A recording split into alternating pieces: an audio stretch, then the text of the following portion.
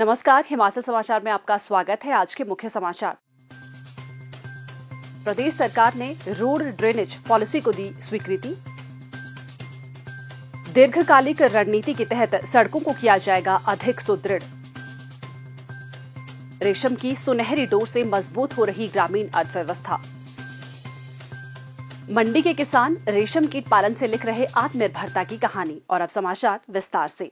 पहाड़ी भौगोलिक स्थितियों के दृष्टिगत हिमाचल प्रदेश में सड़कें जीवन रेखा का काम करती है। प्रदेश में सड़कों का विस्तृत नेटवर्क है। दूर दराज के गांवों से लेकर जिला मुख्यालयों तक राज्य में सड़कें आवागमन, व्यापार, पर्यटन और आवश्यक सार्वजनिक सेवाओं की पहुंच सुनिश्चित करने में मुख्य भूमिका निभा रही हैं। सड़कों के जाल को विस्तार देने और इन्हें सुरक्षित बनाने से राज्य की आर्थिक प्रगति के साथ साथ लोगों का उत्थान भी सुनिश्चित होगा। इस उद्देश्य की पूर्ति के लिए मुख्यमंत्री ठाकुर सुखविंदर सिंह सुक्खू के मार्गदर्शन में राज्य सरकार ने एक वृहद रोड ड्रेनेज पॉलिसी तैयार की है। इस नीति का लक्ष्य सशक्त सड़क बुनियादी अधोसंरचना के एक नए युग की शुरुआत करना है। राज्य सरकार के प्रवक्ता ने बताया कि ये नीति मानसून में होने वाली भारी बारिश के कारण होने वाले सड़कों के नुकसान को कम करने में प्रभावी साबित होगी। हिमाचल प्रदेश में लोक निर्माण विभाग 40,000 किलोमीटर से अधिक सड़क नेटवर्क का रखरखाव सुनिश्चित कर रहा है। इसमें जिला की मुख्य सड़कें, संपर्क मार्ग और ग्रामीण क्षेत्रों की सड़कें शामिल है। क्षेत्रीय निरीक्षण और मानसून के बाद के आकलन से ये बात सामने आई है कि अपर्याप्त जल निकासी व्यवस्था के कारण सड़कों को भारी क्षति पहुंचती है। राज्य में वर्ष 2023 और 2025 में सड़कों को क्रमशः 2400 करोड़ रुपए और 3000 करोड़ रुपए का अनुमानित नुकसान हुआ था। तकनीकी मूल्यांकन से ये भी स्पष्ट हुआ है कि अपर्याप्त ड्रेनेज सिस्टम और भूस्खलन के कारण ही सड़कों को अधिकांश नुकसान हुआ है।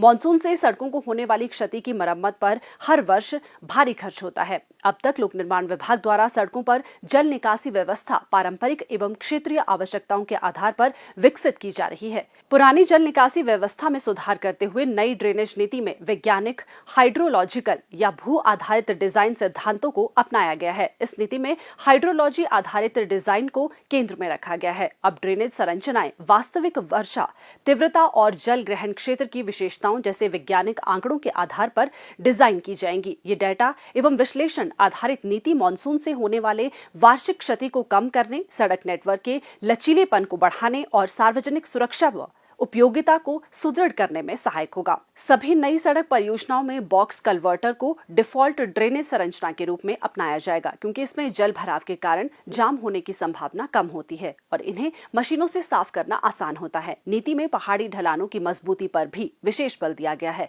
और भूस्खलन संभावित तथा रिसाव क्षेत्रों में निवारण उपाय अनिवार्य किए गए हैं। सड़क अधोसंरचना में ड्रेनेज प्रणाली को मुख्य इंजीनियरिंग घटक के रूप में शामिल किया जाएगा। उन्होंने कहा कि इस नीति में आबादी वाले क्षेत्रों के लिए विशेष प्रावधान किए गए हैं। इन क्षेत्रों में नालियों को मानकीकृत डिजाइन के अनुसार ढक कर रखने का प्रावधान किया जाएगा। खुले हिस्सों में ऊंचे कर्ब और इनलेट ओपनिंग बनाई जाएगी ताकि जल प्रवाह सुचारू रहे और यातायात सुरक्षित रहे। रात के समय दृश्यता और सड़क सुरक्षा बढ़ाने के लिए उचित अंतराल पर रिफ्लेक्टर भी लगाए जाएंगे। इन उपायों का उद्देश्य केवल जल निकासी में सुधार करना ही नहीं, बल्कि सड़कों को अधिक सुरक्षित और उपयोगकर्ता अनुकूल बनाना भी है। उन्होंने बताया कि नीति का कार्यान्वयन चरणबद्ध तरीके से किया जाएगा, जिसमें आर्थिक और सामरिक दृष्टि से महत्वपूर्ण क्षेत्रों में हर मौसम में संपर्क सुविधा सुनिश्चित करने के लिए जिलों की मुख्य सड़कों को प्राथमिकता दी जाएगी। इसके अलावा हिमाचल प्रदेश सड़क अवसंरचना संरक्षण अधिनियम के तहत सख्त प्रवर्तन का प्रावधान किया गया है, ताकि घरेलू अपशिष्ट जल, छत का पानी, सीवरेज और ठोस कचरे को सड़क नालियों में अनाधिकृत रूप से बहने से रोका जा सके। नालियों में वाहन खड़ा करना, निर्माण सामग्री रखना या जल प्रवाह में बाधा डालना दंडनीय अपराध माना जाएगा। व्यवस्था परिवर्तन के व्यापक दृष्टिकोण को प्रतिबिंबित करते हुए मुख्यमंत्री ठाकुर सुखविंदर सिंह सुक्खू ने कहा है कि सार्वजनिक संसाधनों की सुरक्षा और नागरिकों के लिए निर्बाध संपर्क सुनिश्चित करने के लिए टिकाऊ अवसंरचना सुधार अत्यंत आवश्यक है। उन्होंने कहा कि सड़क ड्रेनेज जैसे मूलभूत तंत्र को मजबूत करना केवल तकनीकी उन्नयन नहीं, बल्कि सार्वजनिक सुरक्षा और बेहतर जीवन गुणवत्ता के प्रति शासन की प्रतिबद्धता है। इस दूरदर्शी पहल के माध्यम से राज्य संस्थागत सुधार और टिकाऊ अवसंरचना विकास की दिशा में निर्णायक कदम बढ़ा रहा है। ग्रामीण आजीविका के पारंपरिक साधनों के बीच रेशम उद्योग किसानों के लिए आय के नए साधन सृजित कर रहा है। हिमाचल प्रदेश के मंडी जिले में रेशम कीट पालन न केवल रोजगार का स्थायी साधन बना है, बल्कि ये ग्रामीण अर्थव्यवस्था को सुदृढ़ करने में भी महत्वपूर्ण भूमिका निभा रहा है। जिले के लगभग 2500 कृषक परिवार इस उद्योग से जुड़े हैं और सामूहिक रूप से लगभग 9.56 मीट्रिक टन रेशम कोकून का उत्पादन कर रहे हैं।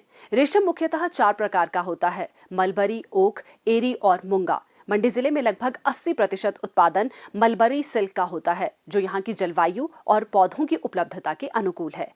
कृषक परिवार रेशम कीट पालन से हर महीने लगभग 15 से 20 हजार रुपए तक आय अर्जित कर सकते हैं।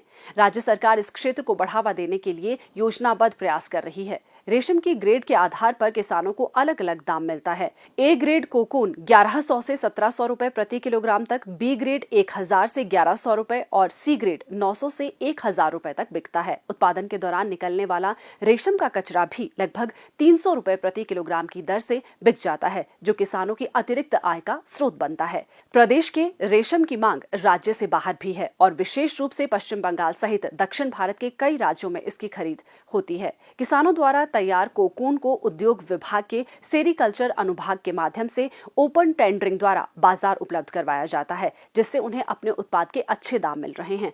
किसानों को प्रोत्साहित करने के लिए समग्र 2 योजना के तहत सरकार की ओर से कीट पालन, भवन निर्माण, उपकरण, पौधरोपण और प्रशिक्षण जैसी सुविधाओं पर लगभग 2.5 लाख रुपए तक की सहायता दी जा रही है। रीलिंग का काम कर रहे हैं हम। यहाँ पे हमारी मल्टी मशीन है। हम रेशम का धागा तैयार कर रहे हैं। रेशम में हम सबसे पहले जो है इसकी बॉइलिंग करते हैं। बॉइलिंग करते हैं हम इसलिए क्योंकि इसका जो है सेरेसिन नाम का एक प्रोटीन होता है जो धागे को इसमें चिपका के रखता है। इसलिए जो है हमारे को इसको बॉइल करना बहुत जरूरी होता है। जब इसकी बॉइलिंग हो जाती है तो इसके रेशे खुद से छूटने लग जाते हैं और जब ये रेशे खुल जाते हैं तो हम इसकी ब्रशिंग करते हैं ताकि हमारे इसका एक एंड मिल सके। जब इसका एक एंड मिल जाता है सर, तो इसके बाद जो हम इसको मशीन में लगाते हैं। मशीन में हम 10 से 12 कोकून लगाते हैं। वो इसलिए लगाते हैं क्योंकि जो एक कोकून का धागा होता है बहुत ही फाइन होता है, इसलिए हमारे को इसमें 10 से 12 कोकून लगाने पड़ते हैं ताकि हमें एक मोटा धागा प्राप्त हो, जिससे हम साड़ी या कुछ और चीज मफलर वगैरह तैयार कर सके। और जो हमारा ये प्यूपा रास में बचता है इसमें कोई भी चीज वेस्ट नहीं जाता है सर। इसमें हम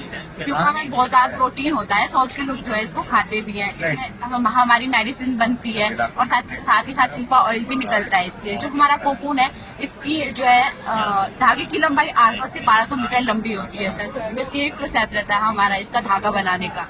मुख्यमंत्री ठाकुर सुखविंदर सिंह सुक्खू के प्रयासों से हिमाचली रेशम की मांग दिन प्रतिदिन बढ़ रही है। रेशम उद्योग की लोकप्रियता बढ़ाने के उद्देश्य से अंतर्राष्ट्रीय शिवरात्रि महोत्सव में विभाग द्वारा सिल्क प्रोत्साहन प्रदर्शनी भी लगाई गई है। इस प्रदर्शनी में आगंतुकों को रेशम उत्पादन की पूरी प्रक्रिया, कीट पालन से लेकर धागा तैयार करने और उससे बने उत्पादों की जानकारी दी जा रही है। हिमाचल समाचार देखने के लिए सब्सक्राइब करें यूट्यूब चैनल हिमाचल समाचार, लाइक करें Facebook page information and public relations department Himachal Pradesh और सीएमओ हिमाचल, फॉलो करें X @DPRHP और सीएमओ हिमाचल, फॉलो करें इंस्टाग्राम @DIPR हिमाचल और सीएमओ हिमाचल, विजिट करें वेबसाइट www.himachalpr.gov.in। इस अंक में इतना ही। कल फिर होगी मुलाकात। दीजिए इजाजत। नमस्कार।